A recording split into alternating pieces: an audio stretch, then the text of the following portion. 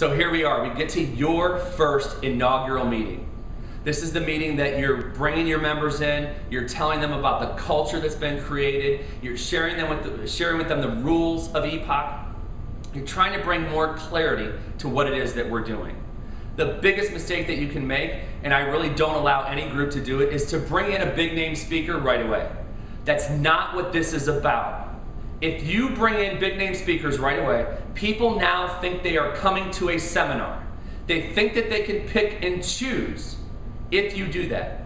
The first 2, maybe 3 meetings need to be foundational, they need to be inspirational, they need to be action driven so that your members come and still feel like they're getting a good chunk of the spiz so that they can leave fired up and ready to go. And by that 3rd or 4th month, now we hit them. But we've got to come together first. You've heard me say it a million times. We have to get to know each other first, love each other, understand that we're all on the same page and we're trying to help people live a better life through a chiropractic lifestyle. So your first meeting is going to have a few key points. Number 1, obviously you're welcoming people to your group and you're going to explain to them the foundation of what it is that we are, who we are, and what we stand for. Now, I have an inaugural video that you will get that you play at that first meeting. It's about 10 to 12 minutes, which will explain Epoch. It's then your responsibility to carry on from that video. You'll talk about where chiropractic came from and honoring those people in our past, people like BJ and Dee Palmer, people who've gone to jail for chiropractic. Then you talk about present day chiropractic. You talk about the understanding of no longer circling the wagons and firing inward, but working together as a united front. And that when we come together and change the energy of chiropractic, especially through groups like this, when we change the energy of chiropractic, we change chiropractic in an instant in our communities.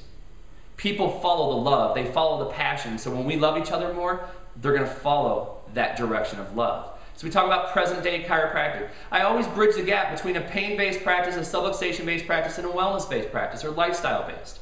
Because the one common ground that I've seen over the years with any one of these 3 practices, wherever people are on the spectrum, is that they're still talking subluxation.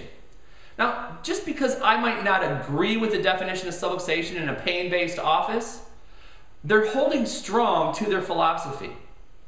Who am I to judge? So I don't. What I know is that if I get to know that person, they're going to be a great person. And what I know is that if I have a patient who just wants pain-based, pain relief care, I now know somebody who I trust and believe in that I can send that person to. So we try to bridge the gap between those 3 trains of thought. That's present-day chiropractic. Then we look towards the future and what it is that we're trying to accomplish with Epoch. Step 2 in an Epoch group, which really should not happen until at least after a 1.5 years to 2 years of functioning together and proving to each other that we're really in this for the long haul, is educating the people of our community, Epoch. This is when we put on community events. This is when we might do a community wellness day.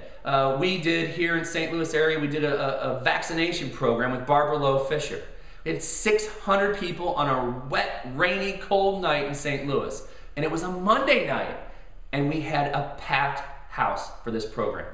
Lyle Kocha out in Nebraska, Epoch, Nebraska, they did a 30-foot booth. They brought in Dave Major. They had 9 substations set up, and all these doctors came together to do a screening together. People were floored. They couldn't believe that it was a bunch of separate offices coming together. And what they would do after the screening is, the doctors would walk over to the map and say, who's closest to you? And then that person was referred to that office. That's coming together. That's creating big vision, and that's a part of what we do with Epoch. So you share that with your group. Then finally, you let them know that we will be bringing in speakers. You let them know that there's a social hour before every single meeting that they need to be at so they can get to know each other. There's a reason we start at 8 o'clock. You can't make an excuse for not being in a meeting at 8 o'clock. You can't do it. Most people close by 6. They can be there by 7 for a social hour, to hang out with people, to get to know people, and to sit down and get spizzed up, get dipped into chiropractic one more time at 8 o'clock on any given night. So that's your first meeting, your personal first Epoch meeting. Obviously, I'm here for you if you need suggestions, if you need help, run them by me. don't forget to play the inaugural video and make this one of your best nights yet. Your second meeting might be somebody from your own group who has some experience in speaking. Maybe they're going to talk about goal setting or vision, those types of things. They need to keep consistent with an epoch message. Then when we roll into the third or fourth meeting, now you have your big gun speakers. We rock it out. Thanks again for your continued support and for stepping up and playing big. We'll talk soon.